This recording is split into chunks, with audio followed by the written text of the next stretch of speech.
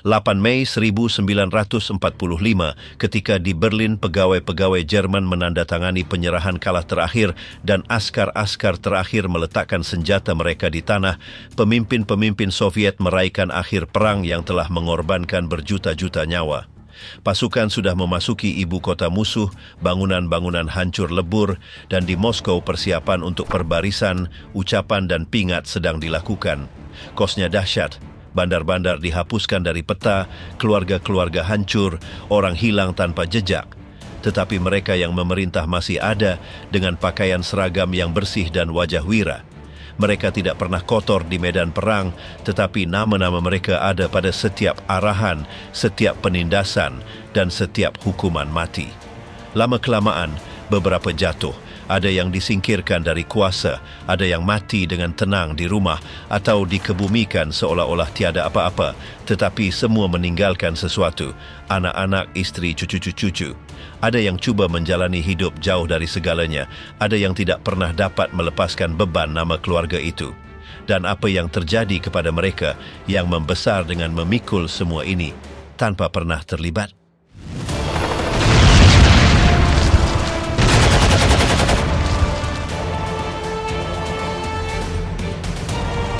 Yang tidak melepaskan nama keluarga. Irina duduk di belakang ruangan tanpa bergerak, wajahnya tegar dan pandangannya tetap, sementara orang-orang masuk berbaris dengan kepala tertunduk, seakan semua tahu bahwa mereka tidak hanya berdiri di depan peti mati seorang mantan presiden, tetapi di depan orang terakhir dalam keluarganya yang masih bertahan. Tidak ada parade, lagu kebangsaan, atau penghormatan negara seperti yang diberikan kepada orang lain. Yang ada hanyalah ruangan yang sederhana, peti mati tertutup, beberapa kamera yang tidak mencolok, dan dia sendirian tanpa tangisan atau dramatisasi, seolah sudah mengalaminya ribuan kali meskipun ini pertama kalinya. Sejak kecil, Irina Mijailovna Virganskaya tahu bahwa nama keluarganya adalah beban. Bukan karena diucapkan, tetapi karena terlihat dalam keheningan, pandangan, dan langkah hati-hati orang di sekitarnya. Dia adalah anak perempuan dari lelaki yang meruntuhkan sistem dari dalam, sistem yang telah membesarkannya. Dan itu, di Uni Soviet, bukanlah hal sederhana.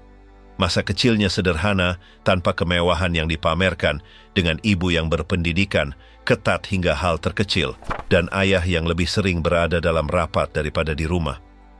Ketika kata perestroika dan glasnost menjadi bagian dari bahasa dunia, dia sudah menjadi dokter, bekerja di rumah sakit di Moskow, dan berusaha melanjutkan rutinitasnya, hingga rutinitas itu menjadi mustahil. Mereka mulai mengikutinya, memotretnya, menanyainya dengan pertanyaan yang tidak ingin dia jawab. Dia ditampilkan sebagai anak teladan dari sosialisme baru, wajah familiar dari perubahan. Tetapi dia tidak pernah mencari kamera, atau menginginkan wawancara. Dia pergi ke tempat yang diwajibkan, berjalan beberapa langkah di belakang ibu atau ayahnya, dan diam di sana, tanpa bicara, seolah tidak ada. Ketika bendera merah diturunkan dari Kremlin dan sistem itu benar-benar runtuh, Irina tidak kabur, tidak pergi ke negara lain, tidak menggunakan koneksi untuk mendapatkan posisi. Dia tetap di Moskow, di apartemen biasa, bersama suaminya, Anatoly Virgansky, seorang ilmuwan yang tidak pernah ingin terlibat dalam kehidupan publik, dan anak-anaknya, yang dibesarkan jauh dari sorotan, tanpa didorong ke politik atau media. Anaknya yang tertua, Anatoly Junior, terjun ke bisnis, tetapi tanpa pamer, tanpa membanggakan nama keluarga. Sementara itu, Irina menghindari menjadi pusat perhatian apapun. Dia tetap tegar, diam, seolah sengaja menghilang dari setiap adegan. Semuanya berubah dengan kematian Raisa, ibunya, pada tahun 1999. Keseimbangan keluarga hancur. Gorbachev menjadi hilang arah, dan meskipun masih menghadiri acara, bepergian, dan memberikan ceramah, dia tidak lagi sama. Saat itulah Irina yang mengambil alih. Dia meninggalkan dunia medis, mengurus rutinitas sehari-hari, membangun kembali yayasan Gorbachev, dan tanpa diminta, mulai berbicara untuknya, menjawab untuknya, merawatnya. Kantor menjadi kesehariannya. Dia datang pagi-pagi, memeriksa surat, mengatur dokumen, mengesahkan publikasi. dan duduk dalam setiap rapat di mana nama keluarga itu harus hadir. Tempat itu tidak mewah, tetapi dipenuhi dokumen yang bercerita tentang sejarah, pidato, perjanjian, foto, surat. Sementara anak-anak pemimpin lama menggunakan nama mereka untuk mencari hak istimewa atau jabatan, dia menghabiskan waktunya mengklasifikasikan dokumen. Dan seiring Gorbachev semakin melemah, dengan rasa sakit, masalah penglihatan, dan suara yang perlahan menghilang, Irina lah yang berbicara, yang menjawab, yang menemaninya di setiap acara, tanpa mencari tepuk tangan, tanpa meminta pengakuan. Dia melakukannya karena itu harus dilakukan. Selama 2 dekade, tidak ada skandal, kontroversi, atau aliansi aneh. Irina tetap jauh dari sorotan. Dia hanya berbicara ketika harus meluruskan kebohongan atau membela ayahnya dari kampanye yang menyalahkannya atas semua yang terjadi setelah keruntuhan sistem. Ketika perang di Ukraina dimulai pada tahun 2022, dialah yang mengatakan bahwa ayahnya tidak bisa tidur, tidak berbicara, menatap berita, seolah semua yang coba dibangunnya telah hancur. Itu adalah salah satu penampilan terakhirnya. Lalu datanglah keheningan. Hari ini, Irina masih tinggal di Moskow. Dia menghabiskan hari-harinya di antara dokumen lama, folder berisi arsip, buku bertanda tangan, dan pidato tercetak. Dia menerima sejarawan yang ingin melihat arsip, mengelola undangan, memeriksa publikasi. Dia tidak memiliki media sosial, tidak muncul di televisi, tidak berkomentar tentang Putin atau arah negara. Dia berjalan di lorong-lorong tanpa suara, menjawab dengan kalimat pendek, menghindari agar tidak dilihat sebagai tokoh utama apapun. Dia tidak pernah menjual eksklusif, tidak membuka bisnis dengan nama keluarga, tidak terjun ke politik. Dia hanya menjaga, melindungi, menopang. Mereka yang bekerja dengannya mengatakan bahwa dia hafal setiap sudut yayasan. Dia bisa tahu surat mana yang hilang, kunjungan mana yang paling penting, dokumen mana yang tidak boleh disentuh. Dia memeriksa setiap pinjaman, pameran, arsip. Dan ketika ditanya apakah semua usaha itu berarti, dia menjawab dengan tenang, tanpa dramatisasi. Dia mengatakan bahwa nama keluarga itu berat, tetapi bukan sebagai hukuman, melainkan sebagai bagian dari sesuatu yang tidak bisa ditinggalkan. Seperti janji yang diulang ibunya ketika tahu ajalnya sudah dekat. Jangan tinggalkan dia sendirian, dan dia tidak meninggalkannya. Svetlana, wanita yang melarikan diri dari nama keluarga paling ditakuti abad ini. Svetlana melangkah masuk ke pejabat kedutaan Amerika di New Delhi, seolah-olah keputusan itu sudah ditulis bertahun-tahun lalu. Ia adalah bulan Mac 1967. Dia memakai kot cerah, beg kecil dan tiada dokumen. Tetapi dia tahu tepat apa yang akan dilakukannya. Membelot.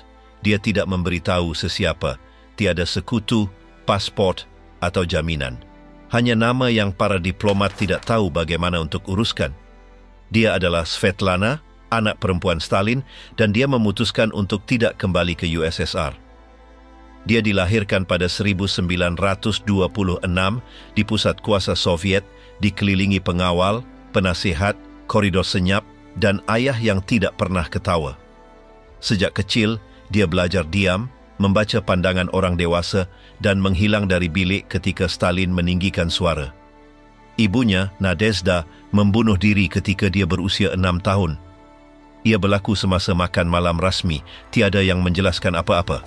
Selepas itu, nama ibunya diharamkan. Tiada yang menyebutnya sama ada di rumah atau di jawatan kuasa pusat. Dia membesar di rumah yang lebih seperti berek daripada rumah. Ada pembantu, tutor, pengawal, tetapi tiada kebebasan. Semua yang dikatakan, semua yang dilakukan, dipantau. Ayahnya memanggilnya sekali-sekala untuk memberi arahan kering dan menyemak tugas. Tiada tanda kasih sayang, penjelasan, atau soalan. Ketika bapa saudara dan kenalan hilang dalam sekelip mata, dia faham maksudnya. Mereka mati di penjara atau di Siberia. Tiada yang mengatakannya, tetapi dia tahu. Sementara Stalin mengarahkan keganasan dari Kremlin, Svetlana hidup dalam kemewahan yang diawasi. Dia makan enak, mempunyai pakaian istimewa, pergi ke sekolah baik. Tetapi dia juga hidup dalam ketakutan. Setiap kali seseorang hilang, dia tahu mereka telah dihapuskan. Dia belajar berpura-pura tenang, berpura-pura normal, walaupun dalam hatinya dia rasa seperti jatuh. Dia menulis diari yang kemudian dibakar sekiranya ada yang menemuinya. Ketika Stalin meninggal pada 1953, kuasa hilang sekelip mata. Svetlana tinggal sendirian, tanpa pengawal, tanpa kepentingan, dengan nama keluarga yang tidak lagi melindungi, tetapi menjadi beban seperti hukuman. Dia cuba hidup normal, belajar sastera, bekerja sebagai penterjemah, berkahwin beberapa kali, dan mempunyai 3 anak. Seorang dihantar ke sekolah tentera tanpa bertanya. Seorang lagi membesar jauh. Yang termuda lahir bertahun-tahun kemudian. Dia cuba meninggalkan negara berkali-kali, tetapi negara menolak permitnya berulang kali. Sehingga pada 1966, dia pergi ke India dengan delegasi rasmi. Disitulah dia menemui peluang. Suatu hari sendirian tanpa amaran dia masuk ke kedutaan Amerika dan meminta suaka.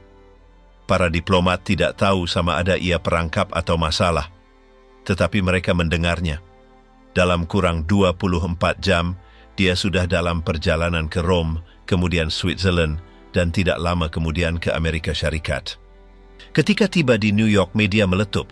Dia adalah anak perempuan Stalin, menjadi pembangkang. Dia fasih berbahasa Inggris, tidak mempunyai wang, dan meninggalkan anak-anaknya di Moskow. Untuk seketika, ejen persekutuan melindunginya. Kemudian media mencekiknya. Dia menerbitkan buku, 20 surat kepada seorang sahabat, yang buat pertama kali menceritakan kehidupan dalam Kremlin, bunuh diri ibunya, ketakutan harian, kesendirian. Dia mengalami saat kemasyhuran. Tetapi kemasyhuran itu berlalu. Dia berakhir di bandar-bandar kecil, berpindah randah, dengan pekerjaan tidak tetap. Dia berkahwin lagi, mempunyai anak perempuan, dan berpindah lagi. Pada 80-an, dia melawat USSR seketika, tetapi sedar dia tidak lagi tergolong di mana-mana. Di satu negara, dia anak diktator. Di negara lain, pengkhianat. Di mana-mana, dia tidak diterima. Tahun-tahun terakhirnya dihabiskan di Wisconsin, di rumah sederhana dengan anak perempuannya yang termuda. Tiada harta, lawatan, atau hubungan dengan anak-anak sulungnya. Hidupnya adalah rentetan perpindahan, diam, dan rutin rapuh. Dia berkata semua yang disentuhnya hancur. Tiada tanah air, warisan, atau kepastian. Hanya kertas berserakan, surat disimpan, dan kotak kenangan yang dibawanya dari satu rumah ke rumah lain. Dia meninggal pada November 2011 di Hospital Awam. Dia berusia 85 tahun. Tiada penghormatan, upacara negara atau kenyataan. Dia dikremasi tanpa orang ramai. Abu-abunya tidak kembali ke Rusia. Tiada yang bercakap untuknya.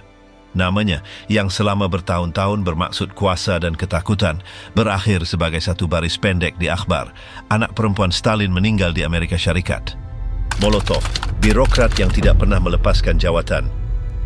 Molotov masih bangun pada waktu yang sama, walaupun sudah berusia 80-an, seolah-olah jadual jawatan kuasa pusat tidak pernah terhapus dari jam dalamannya.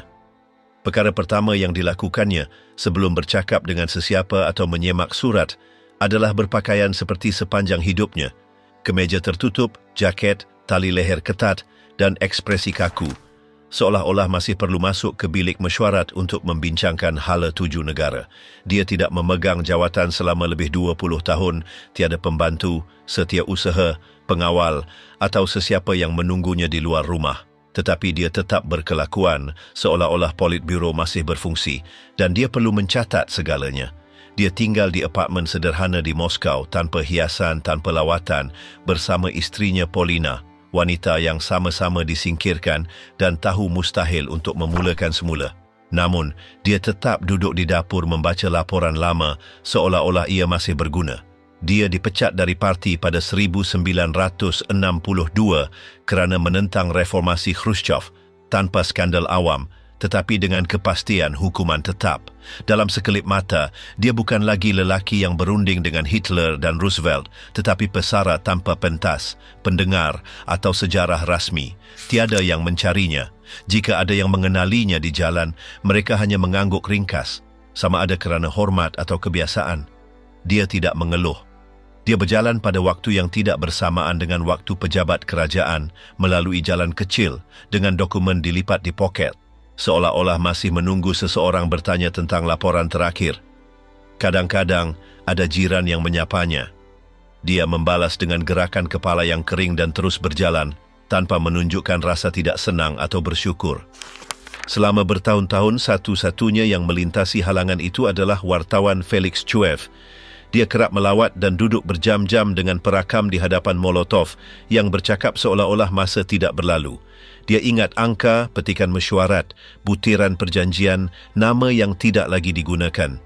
Dia tidak menunjukkan keraguan, tidak mengakui kesilapan, tidak membetulkan satu baris pun yang dipertahankannya semasa pemerintahan Stalin. Dia membenarkan pembersihan dengan nada yang sama seperti orang bercakap tentang belanjawan. Kematian disebut sebagai elemen perlu dalam strategi. Dan setiap kali Chuev cuba bertanya soalan tidak selesa, dia hanya beralih topik. Tidak pernah kehilangan fokus. Pada tahun 70-an dan 80-an, ketika bekas pemimpin lain sudah bersara atau mengubah naratif, Molotov berkeras pemecatannya hanyalah kesilapan sementara. Dia menulis surat kepada jawatan kuasa pusat, meminta mesyuarat menghantar dokumen pembetulan ideologi. Dia menulis isi panjang tentang dasar luar Soviet yang tidak dibaca sesiapa. Dia hidup dengan Polina dalam keadaan sederhana, pencen negara, perpustakaan peribadi, televisyen yang jarang ditonton, dan perbualan yang lebih banyak mengenai masa lalu daripada masa kini. Mereka bercakap tentang China, Afrika, Parti Komunis Dunia, seolah-olah masih menerima buletin rasmi. Tiada yang menjawab, tetapi mereka terus bercakap. Ketika Gorbachev naik dalam parti, Molotov yakin dia akan dipulihkan. Dia menghantar lebih banyak surat, berhujah, meminta kad keahliannya dikembalikan. Dia tidak mahu jawatan atau perhatian, hanya ingin wujud semula dalam parti. Dia berkata dia setia, tidak pernah menyimpang, tidak pernah khianati prinsip. Bagi ramai, dia tinggalan sejarah yang tidak lagi relevan. Tetapi bagi dirinya, dia tetap askar disiplin yang menunggu arahan betul. Pada 1984, dia diterima semula, tanpa upacara, tanpa kenyataan akhbar. Hanya keputusan pentadbiran. Bagi Molotov, itu cukup. Dia tidak bertanya atau berterima kasih, hanya simpan kad baru itu dalam laci dan kembali ke kerjanya. Setahun kemudian, kesehatannya merosot. Dia masih menerima Chuev, masih bercakap seperti biasa, tetapi dengan lebih banyak jeda, kurang tenaga. Ingatannya masih tajam, tetapi tubuhnya tidak. Dia meninggal pada 1986 di Moskow, pada usia 96 tahun. Tiada upacara negara, tiada ucapan, tiada bunga dari Kremlin. Dia dikebumikan di Novodevichy, bersebelahan nama-nama penting lain, tanpa tanda yang mengingatkan siapa dia sebenarnya. Batu nisannya hanya tertulis nama dan jawatannya. Tiada disebut perjanjian dengan Hitler, tiada pengesahan hukuman mati beramai-ramai, tiada pengakuan sebagai tulang belakang sistem Soviet paling keras. Dan tiada catatan bahawa hingga akhir hayat, dia berkelakuan seolah-olah semuanya berbaloi.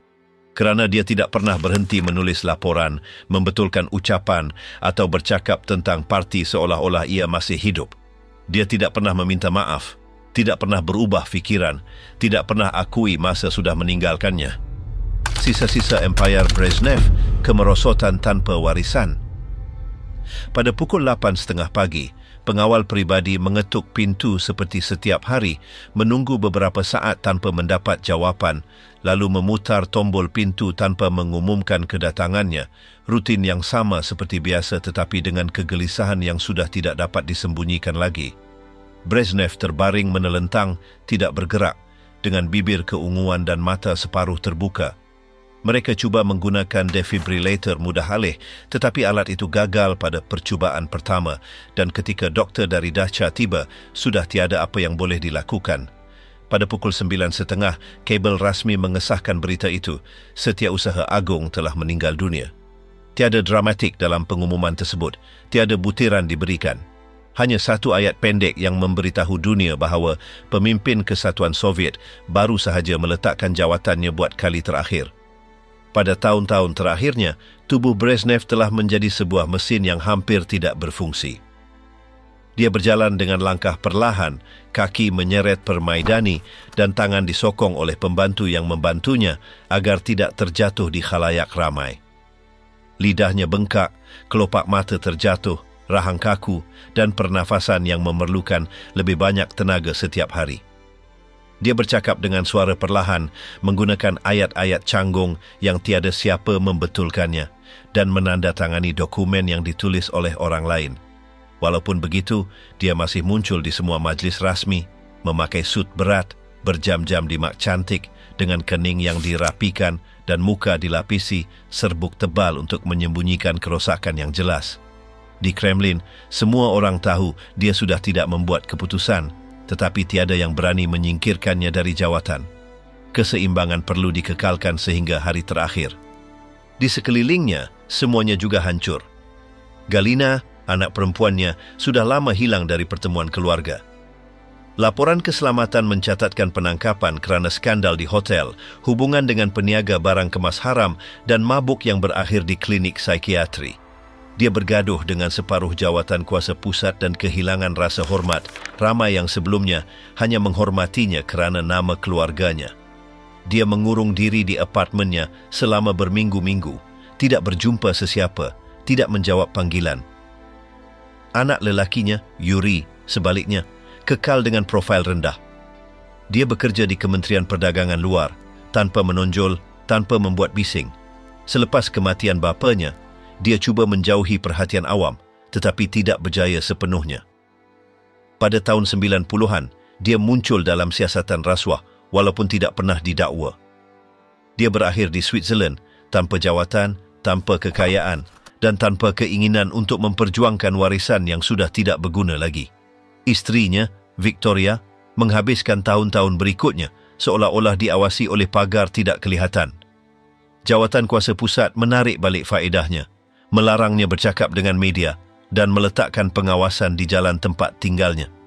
Kadang-kadang dia dibenarkan menziarahi kubur suaminya di Kremlin, tetapi selalu dikawal. Dia menyimpan sebuah kotak berisi pingat Leonid di rumahnya, yakin itulah satu-satunya yang tinggal untuknya. Anugerah yang paling ketara telah ditarik balik dan dikembalikan kepada negara. Gambar suaminya mula hilang dari buku-buku, buku teks sekolah, dan dinding bangunan rasmi. Figurnya sedikit demi sedikit menjadi sebahagian daripada masa lalu yang tidak selesa dan tidak mahu diingati oleh sesiapa. Semasa pengebumian, mayatnya dipamerkan dengan solekan tebal, bunga yang disusun rapi, dan persembahan yang tidak menyampaikan apa-apa. Ketua-ketua parti berdiri mengelilinginya dalam diam dengan wajah neutral dan tangan bersilang, tiada tangisan, tiada emosi yang kelihatan. Andropov berucap dengan pidato dingin, ditulis oleh orang lain, dibaca dengan ketepatan seseorang yang tahu tujuan bukan untuk memberi penghormatan, tetapi memastikan kesinambungan. Tiada siapa menyebut kemerosotan, bulan-bulan kekeliruan, kesenyapan atau kelupaan. Tiada siapa menyebut kemerosotan. Dia dikebumikan seperti seorang general dengan penghormatan automatik, kerana yang penting ialah sistem tidak runtuh sebelum masanya. Selepas kematiannya, figura Brezhnev kehilangan semua kegemilangan. Apa yang selama bertahun-tahun menjadi simbol kestabilan telah dijadikan karikatur. Di rancangan televisyen, muncul imitasi yang menunjukkan dia tertidur, menggagap pidato, mengulang frasa tidak bermakna. Pelawak menggunakannya sebagai imej kemandekan. Namanya hilang dari jalan-jalan, sekolah dan patung. Malah bandar yang dinamakan semula sempena namanya kembali menggunakan nama lama. Wajahnya, yang sebelumnya menghiasi wang kertas dan poster, dipindahkan ke sudut museum tanpa label. Tiada siapa lagi bercakap tentangnya dengan lantang, hanya sebagai contoh apa yang tidak boleh berulang. Galina menghabiskan hari-harinya antara rawatan, hospital, klinik psikiatri dan kunjungan sporadik birokrat yang lebih kepada mengawalnya daripada menghiburnya. Dia meninggal tanpa berita di akhbar, tanpa bunga rasmi, tanpa pengiktirafan. Yuri terus hidup di luar negara, tanpa temu bual, tanpa skandal, tanpa masa lalu yang kelihatan. Victoria, si janda, hidup sedikit lebih lama, terkurung antara potret lama dengan televisyen hidup sepanjang hari dan tanpa jemputan ke majlis rasmi. Bagi sejarah negara, Keluarga Brezhnev telah dikurangkan menjadi nota sampingan, sebutan ringkas, atau catatan kaki dalam buku teks.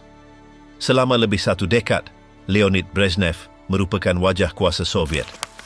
Dia muncul di kilang, lombong, perarakan, pameran pertanian. Dia mempunyai begitu banyak pingat di dada sehingga sukar untuk dikira. Dia membaca pidato panjang yang sedikit diingati, menandatangani dekri yang ditulis orang lain, dan tersenyum dengan payah di depan setiap kamera. Tetapi pada peringkat terakhir, hampir tiada yang tinggal daripadanya. Hanya tinggal tubuh yang hancur, anak perempuan yang tidak stabil, anak lelaki tanpa hala tuju, dan isteri yang diabaikan.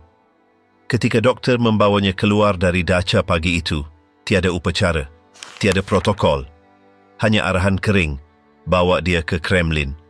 Begitulah kitaran ditutup, tanpa kata-kata, tanpa warisan, tanpa pusaka. Nina Khrushcheva, cucu perempuan yang lebih sukar mengajar daripada berpidato. Nina menolak pintu pejabatnya dengan keyakinan yang sama seperti dia bergerak di koridor The New School selama bertahun-tahun, sebuah universiti swasta di New York di mana dia mengajar politik antarabangsa tanpa meninggikan suara atau mencari perhatian. Pelajar menghormatinya kerana kerjanya, cara jelasnya menerangkan konflik global dan ketelitiannya dengan sumber. Ada yang pernah mendengar nama keluarganya dan tertanya-tanya adakah dia ada kaitan dengan pemimpin Soviet abad lalu, tetapi tidak ramai yang berani bertanya. Apabila ada yang bertanya, dia menjawab terus, "Ya, saya cucu Nikita Khrushchev." Datuknya merupakan salah satu nama paling berat dalam abad Soviet. Dia memerintah selepas Stalin mendedahkan jenayah rejim, membuka kem buruh, mengurangkan ketegangan dengan Barat dan hampir terlibat dalam konflik nuklear kerana isu peluru berpandu dicuba. Akhbar Barat menggambarkannya sebagai lelaki impulsif, terkenal kerana menghentak kasutnya di PBB, manakala di rumah dia dikenang sebagai datuk yang bercakap kuat, menanam jagung dan tidak mengelak perdebatan. Dia suka makan di rumah, tidak mempercayai jamuan rasmi dan mempunyai keluarga yang tidak hidup dalam kemewahan. Antara anak-anaknya ialah Yulia, ibu Nina, yang sentiasa menjauhi sorotan awam, jauh dari politik dan kisah yang menjadikan nama Khrushchev simbol perpecahan dan reformasi. Sejak muda Nina berminat dengan bahasa, nuansa antara bahasa dan cara naratif boleh membentuk imej sesebuah negara. Dia belajar kesusasteraan perbandingan, mempelajari beberapa bahasa dan menyelesaikan doktor falsafah di Princeton, sudah menetap di Amerika Syarikat setelah menghabiskan sebahagian kecil zaman kanak-kanaknya di Moskow. Pada masa itu, mempunyai nama keluarga seperti itu tidak membuka pintu. Sebaliknya, dia tidak meminta beasiswa kerana latar belakangnya atau menggunakan kenalan.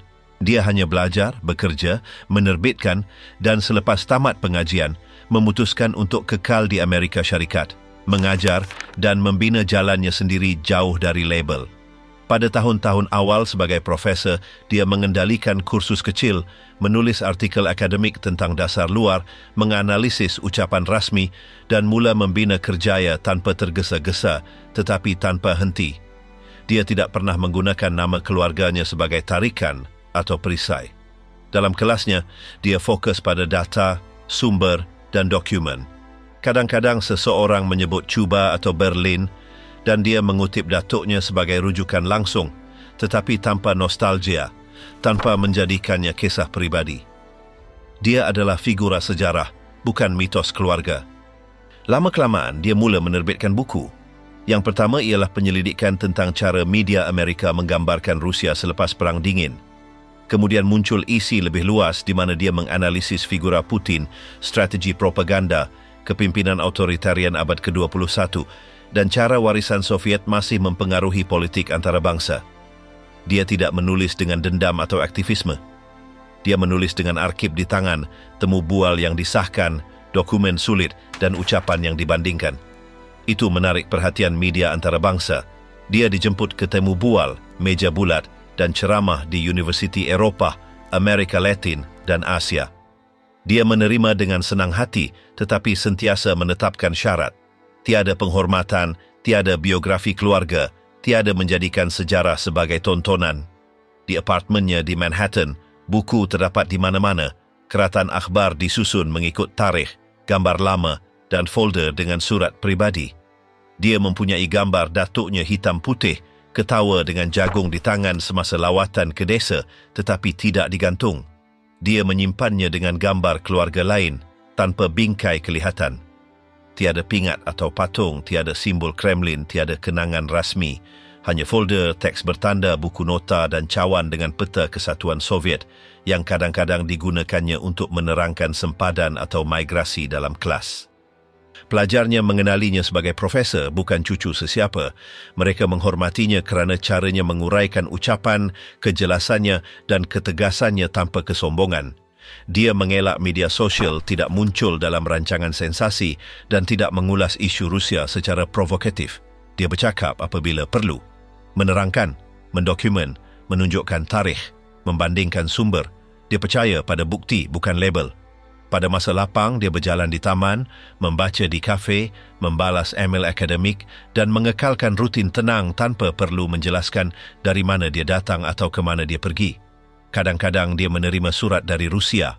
Ada daripada mereka yang rindu zaman Khrushchev, ada yang ingin memahami apa yang berlaku pada tahun-tahun itu. Dia membaca semuanya. Ada yang dijawabnya, terutama daripada orang tua yang mengalami perubahan zaman itu dan kini ingin menceritakan bahagian mereka. Dia berkata kisah-kisah itu juga penting. Dia tidak memegang jawatan, tidak berada dalam mana-mana parti, tidak mewakili sesiapa. Dia hidup sebagai warga negara biasa, sebagai profesor, sebagai penyelidik. Dia tidak pernah meminta bantuan negara Rusia, tidak pernah dijemput ke majlis rasmi dan tidak mengharapkannya. Hari ini, namanya muncul dalam artikel, esei dan persidangan. Bukan sebagai keturunan, tetapi sebagai penulis, sebagai penganalisis, sebagai profesor yang mengkaji bagaimana imej negara dibina dan bagaimana masa lalu menyelinap ke dalam setiap ucapan masa kini. Di mejanya, sebelah komputer, terdapat buku nota dengan tarikh, timbunan teks yang perlu dibetulkan dan folder bahan pengajaran. Kadang-kadang, ketika menerangkan sejarah Soviet, pelajar bertanya adakah dia pernah ke Kremlin.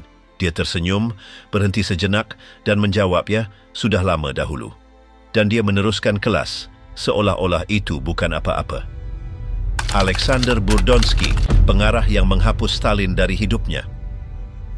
Setiap pagi, Alexander berjalan kaki melalui laluan yang sama ke teater tentera Rusia, dibalut selendang usang dengan papan klip di bawah lengannya dan ekspresi serius yang telah dikenali oleh rakan-rakannya sejak dulu. Dia tidak memerlukan pengenalan diri atau salam istimewa. Dialah pengarah dengan pandangan tepat dan ritma yang sempurna yang akan mengulang adegan 10 kali jika perlu, tetapi tidak pernah meninggikan suara. Di teater, semua tahu nama sebenarnya tidak tercatat di mana-mana.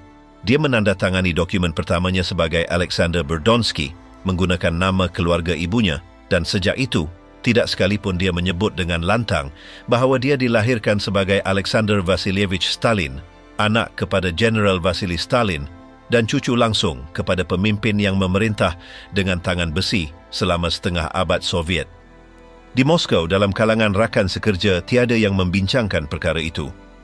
Mereka mengenalinya sebagai Sasha yang tidak menerima temu bual, tidak menyertai anugerah dan membetulkan kesilapan pentas dengan catatan tulisan tangan. Jelas bahawa dia telah membuat keputusan sejak awal menanam nama keluarga yang mungkin dijadikan perisai oleh orang lain. Apa yang menjadi warisan bagi ramai, baginya adalah beban. Dan dia meninggalkannya seperti seseorang yang memutuskan untuk memotong kabel berbahaya tanpa memberitahu sesiapa. Masa kecilnya adalah kekacauan yang dikawal oleh kesenyapan. Dia membesar di rumah di mana ayahnya berganti-ganti antara jeritan, ketidakhadiran dan sikap angkuh. Selepas kematian Joseph Stalin, Vasily disingkirkan, dituduh dihapus dari pentas awam dan membawa anaknya ke kehidupan yang penuh dengan perpindahan, rumah yang tidak didiami lebih daripada beberapa bulan, pengajar yang datang dan pergi, serta ibu tiri yang memukul Alexander ketika tiada yang melihat. Ibunya yang sebenar tiada. Tidak pernah kembali. Sedikit yang diingatnya tentang ibunya hanyalah gambar-gambar terpisah dan tiada perbualan lengkap. Pada usia 7 tahun dia dikeluarkan dari rumah itu tanpa amaran atau perpisahan dan dihantar kepada sebuah keluarga yang tidak tahu sama ada mereka menerimanya sebagai hukuman atau perlindungan. Tiada yang menjelaskan apa-apa kepadanya. Apa yang difahaminya ialah nama keluarganya adalah sesuatu yang tidak boleh disebut. Di sekolah, sementara yang lain melafazkan syair patriotik, dia belajar membaca gerak-geri dewasa yang lebih bermakna daripada kata-kata, mengesan bila sesuatu frasa berbahaya, dan diam ketika topik beralih kepada salah silahnya. Nama Stalin bukan sekadar perkataan, ia adalah penggera. Teater menjadi tempat perlindungannya, tidak memerlukan keturunan, hanya disiplin, kesabaran, dan pendengaran. Alexander membentuk dirinya dengan meniru yang terbaik, mencatat setiap perubahan pentas, setiap jeda berkesan, setiap gerakan yang mengubah nada sebuah karya tanpa merosakkannya. Dia tidak pernah berimprovisasi, mengulang, berlatih, mengasah. Dia obses dengan kelancaran, bukan kerana kesempurnaan estetik, tetapi kerana tidak tahan dengan apa yang terdengar dipaksakan.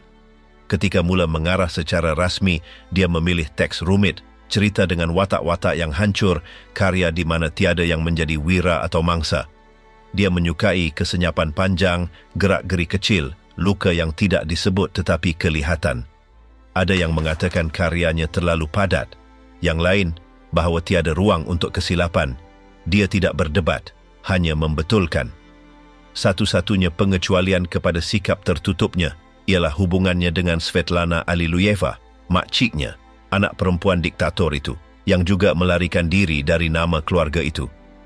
Mereka berjalan bersama di jalan-jalan yang jarang dilalui, berbincang tentang buku, masa kecil, cara kenangan mengubah segalanya. Mereka tidak pernah menyebut Yusuf, tidak perlu.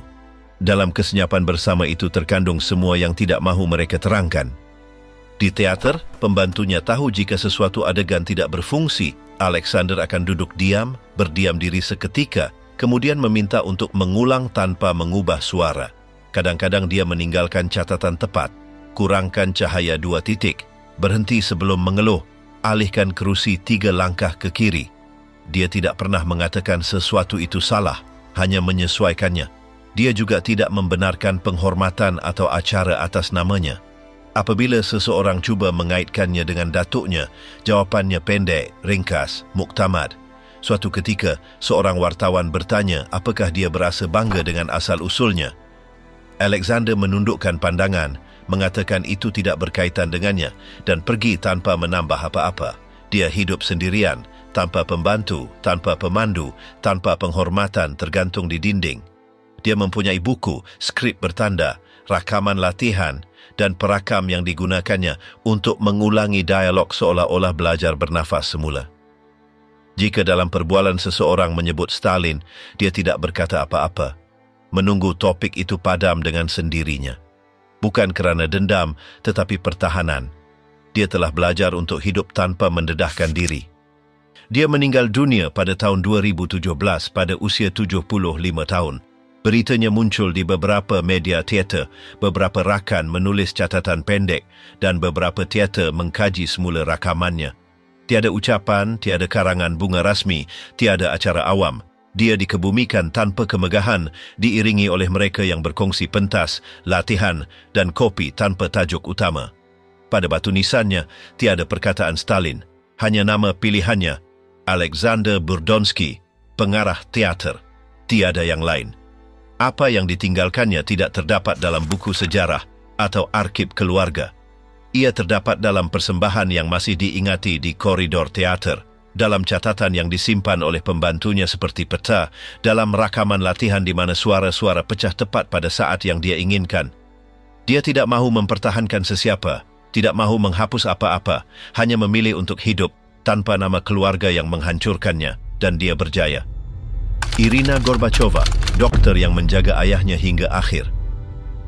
Irina keluar dari hospital tanpa berkata apa-apa, dengan kertas di tangan dan pandangan tertumpu ke lantai.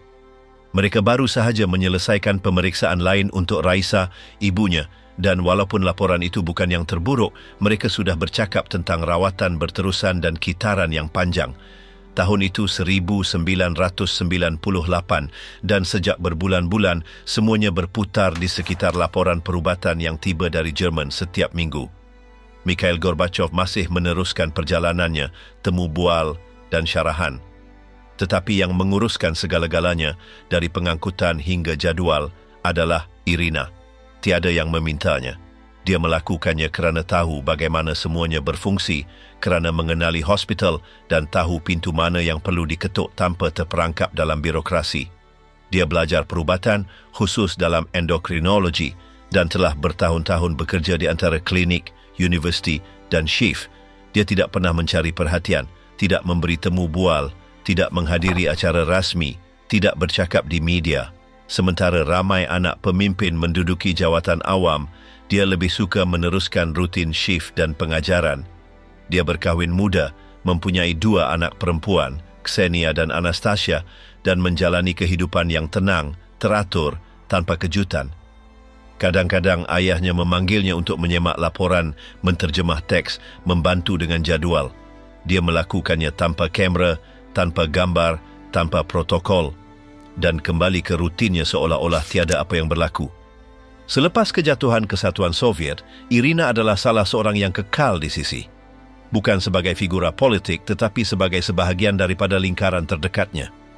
Mereka bercakap dengan yakin, kadang-kadang mereka mengkaji semula keputusan masa lalu tanpa rasa kesal. Dia menjelaskan apa yang ada di sebalik beberapa reformasi. Dia mendengar, bertanya, membetulkan nama, menandakan tajuk di akhbar, menggunting artikel. Dia juga menguruskan panggilan, menyusun lawatan, menjawab surat yang tidak henti-henti tiba. Apabila Raisa didiagnosis dengan leukemia, Irina mengambil alih segalanya.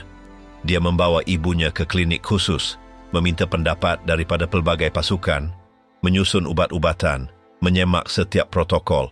Dia tidur di katil lipat di dalam hospital, menghabiskan malam membaca kajian dan mencatat butiran yang mungkin berguna kelak. Gorbachev keletihan. Dia keluar hanya apabila perlu, bercakap sedikit. Irina menanganinya dari segi praktikal, emosi, dan logistik. Apabila Raisa meninggal, Irina yang mengurus semuanya. Pengangkutan, pakaian, urusan, karangan bunga. Tanpa dramatik, tanpa ucapan. Seolah-olah dia telah melakukannya ribuan kali. Dengan berlalunya masa, Yayasan Gorbachev menjadi rutin barunya. Dia tidak mempunyai gelaran hebat. Dia naik presiden, tetapi pada hakikatnya, dialah yang membuka pejabat, menyemak email, mengarsipkan dokumen, membetulkan teks, dan menyelaraskan mesyuarat. Dia tidak berada di tengah perhatian, tetapi berada di belakang setiap acara, setiap syarahan, setiap hubungan dengan luar negara. Dalam satu lawatan ke Itali, dia menyusun jadual dengan ketepatan yang masih diingati oleh penganjur. Sementara ayahnya sibuk menerima anugerah dan memberi ceramah, Irina memastikan semuanya berjalan seperti sepatutnya. Di rumahnya tiada pingat, tiada patung, tiada potret rasmi tergantung. Dia menyimpan gambar keluarga, buku nota dengan catatan Raisa, dan salinan The Diary of Anne Frank penuh dengan tanda. Ksenia, anak sulungnya, bekerja dalam bidang kebudayaan. Anastasia, yang bongsu, adalah arkitek. Tiada yang menggunakan nama keluarga sebagai pasport. Irina telah menjelaskan kepada mereka sejak kecil bahawa nama keluarga boleh membebani, tetapi tidak berguna untuk membuka pintu tanpa akibat. Pada tahun 2011, semasa sambutan ulang tahun ke-80 ayahnya, Irina bercakap di khalayak ramai buat kali pertama. Dia tidak membawa kertas. Dia berterima kasih kepada yang hadir, mengingatkan bahawa nama Gorbachev menimbulkan rasa hormat dan tidak selesa, dan meminta agar sejarah abad ke-20 dibaca tanpa tepukan atau kutukan. Tiada tepukan gemuruh, dia tidak mengharapkannya. Pada tahun-tahun berikutnya, dia terus seperti biasa. Kadang-kadang dijemput ke acara tentang kesihatan atau hak sivil. Jika menerima, dia bercakap tentang apa yang diketahuinya. Pengurusan, penjagaan, arsip. Bukan politik. Dia tidak pernah meminta jawatan, tidak menerima tawaran parti, tidak mahu mengetuai apa-apa. Dia pergi, bercakap, pulang. Apabila Gorbachev mulai merosot, Irina mengulangi apa yang telah dilakukannya untuk ibunya. Dia menyediakan laporan perubatan, menyusun lawatan, bercakap dengan doktor Rusia dan asing. Pada bulan-bulan terakhir, dia sentiasa berada di sisinya. Dia bercakap sedikit, hanya menjawab apabila diminta. Dia masih mencatat dalam buku nota yang sama. Apabila ayahnya meninggal, dialah yang menandatangani dokumen, menguruskan perpisahan, menerima tetamu. Hari ini, dia masih tinggal di Moskow.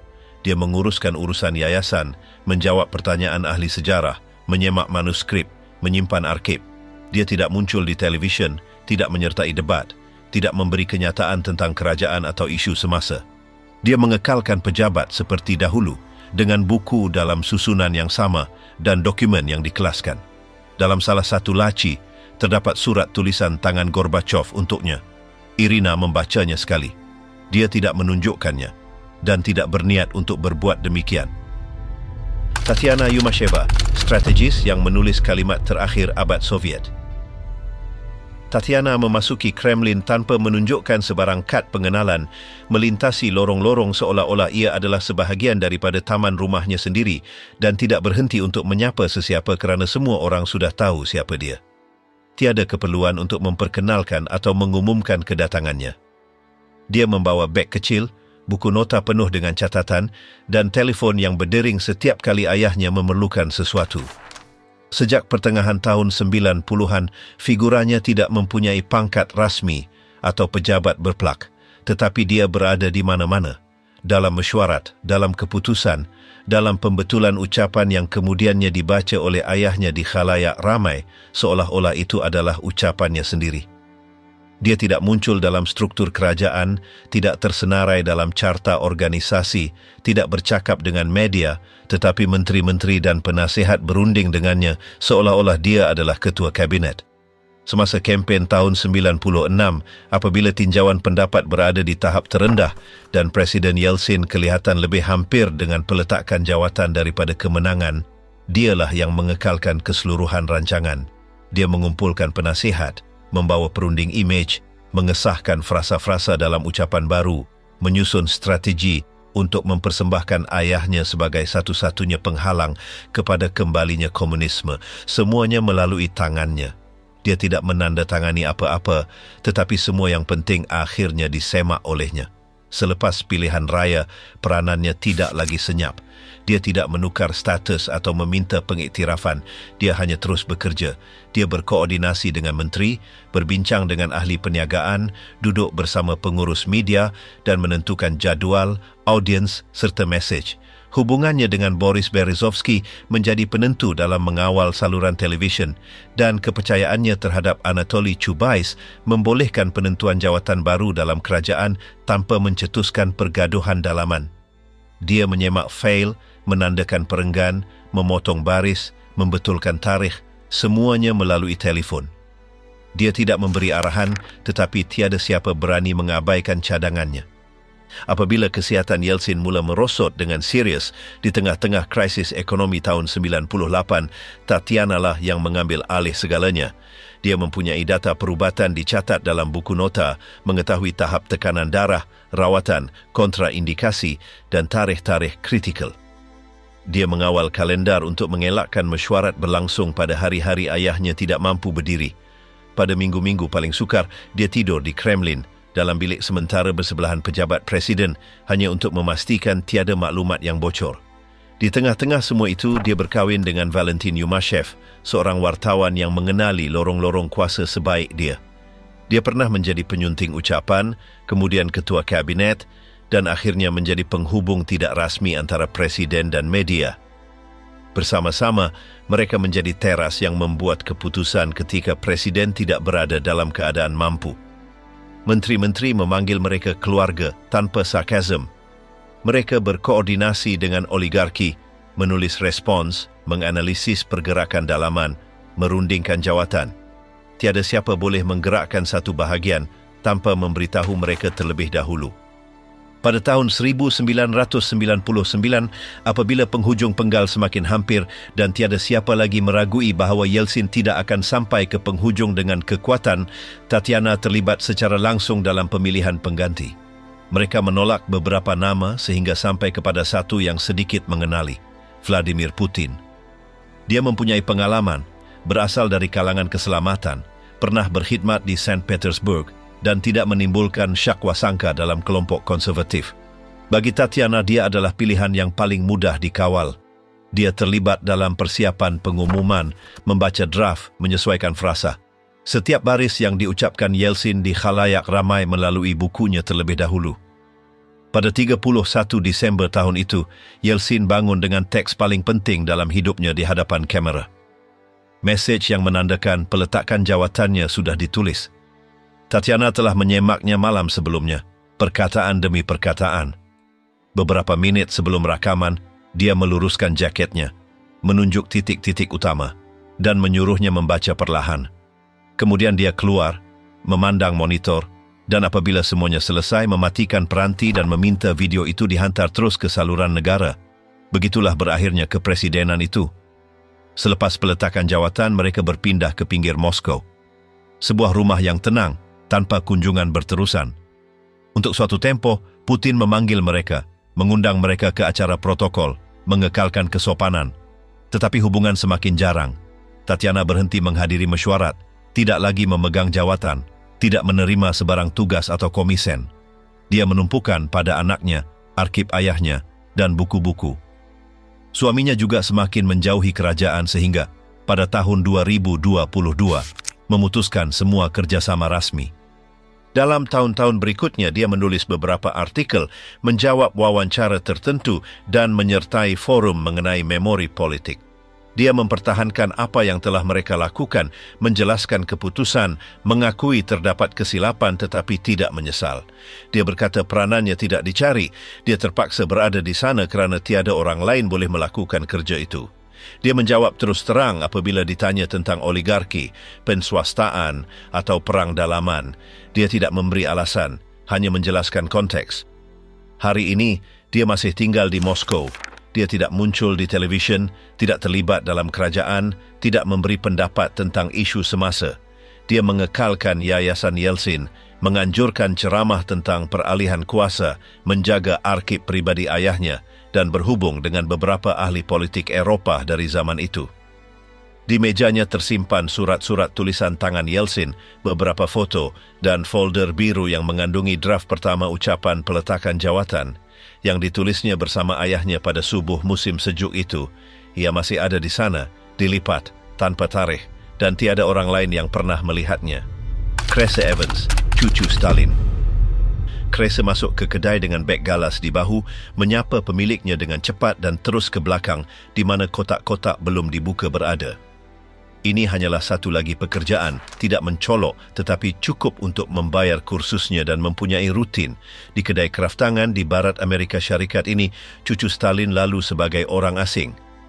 Tiada siapa yang memandangnya dua kali, bukan pelanggan, bukan pembekal, bukan juga orang yang bertahun-tahun lalu masih mencari petunjuk tentang ibunya. Dia bercakap sedikit, menggunakan namanya yang sekarang dan tidak memberi penjelasan. Chris Evans. Begitulah namanya tercatat. Dia dilahirkan pada tahun 1971